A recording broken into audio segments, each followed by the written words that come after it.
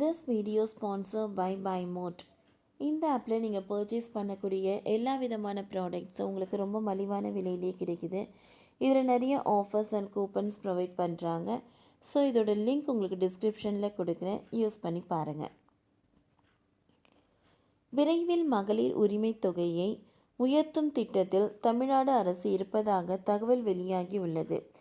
ஏற்கனவே புதிதாக விண்ணப்பித்துள்ளவர்களுக்கு 3 மாதத்தில் உரிமை தொகை வழங்கப்படும் என்று தமிழ்நாடு சட்டசபையில் துணை முதல்வர் உதயநிதி ஸ்டாலின் அறிவிப்பு வெளியிட்டுள்ளார்.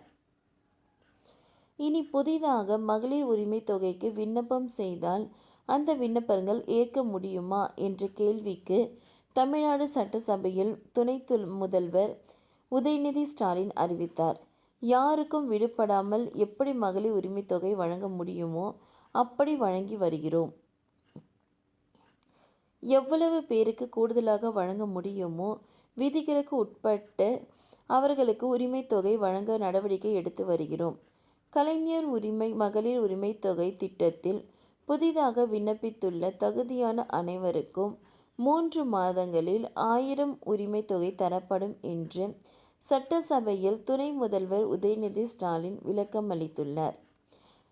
மகளிர் உரிமை தொகை திட்டத்தில் தமிழ்நாட்டில் வழங்கப்படும் தொகை அடுத்த வருடம் பட்ஜெட்டில் உயர்த்தப்படலாம் என்று தகவல் வெளியாகியுள்ளன. டெல்லியில் மகளிர் உரிமை தொகை 2500 ரூபாய் வரை வழங்கப்பட வாய்ப்பு உள்ளது. காங்கிரஸ், ஆம் ஆத்மி, பாஜக ஆகியவை இது தொடர்பாக வாக்குறுதி அளித்துள்ள நிலையில்தான் தமிழ்நாட்டில் இதே தொகை உயர்த்தப்படலாம் என்று தகவல் வருகிறது. மகளிர் உரிமை தொகை திட்டம் கர்நாடகா, மகாராஷ்டிரா போன்ற மாநிலங்களில் செயல்படுத்தப்பட்டு வருகிறது. அந்த மாநிலங்களில் எல்லாம் 1500 ரூபாய் பெண்களுக்கு வழங்கப்படுகிறது. இந்த திட்டத்திற்கு முன்னோடி தமிழக அரசுதான். ஆனால் தமிழ்நாட்டில் 1000 தான் வழங்கப்படுகிறது.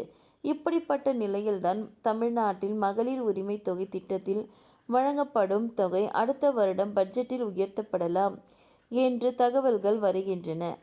1500 அல்லது 2000 வரை கூட இந்த தொகை உயர்த்தப்படுவதாக திமுக வாக்குறுதி அளிக்கப்பட உள்ளது. தமிழ்நாட்டில் 2026இல் நடத்தப்படும் சட்டசபை தேர்தலில் மனதில் வைத்து எதிர்க்கட்சிகள் வழங்கப் போகும் வாக்குறுதிகளை மனதில் வைத்து ஆளும் திமுக அரசு தொகையை உயர்த்த வாய்ப்புள்ளதாக கூறப்படுகிறது. மகளிர் உரிமை தொகை திட்டம் மீண்டும் விரிவாக்கம் செய்யப்பட உள்ளது.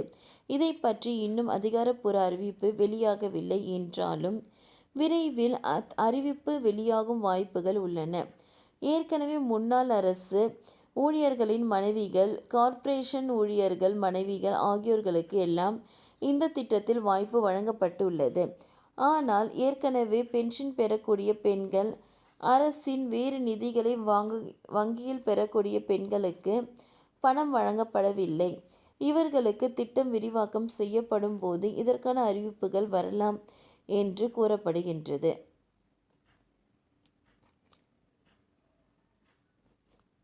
வேறு சில ஆவணங்கள் சரியாக இல்லாத பெண்களுக்கு பணம் வழங்கப்படவில்லை.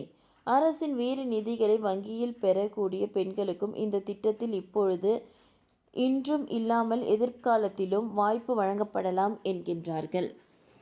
மாறாக ஆவணங்கள் சரியில்லாத பெண்கள், இனி திருமணமாகி குடும்ப தலைவி ஆகும் பெண்கள் 1000 ரூபாய் பெறுவதற்கு விண்ணப்பம் செய்யலாம். இப்பொழுது செய்ய முடியாது என்றாலும் சில நாட்களுக்கு பின் திட்டத்தை விரிவாக்கம் செய்வது தொடர்பான அறிவிப்பு வெளியாகலாம் என்கிறார்கள். அப்பொழுது விடுபட்டவர்கள் விண்ணப்பங்களை மேற்கொள்ளலாம் என்று அறிவிக்கப்பட்டுள்ளது.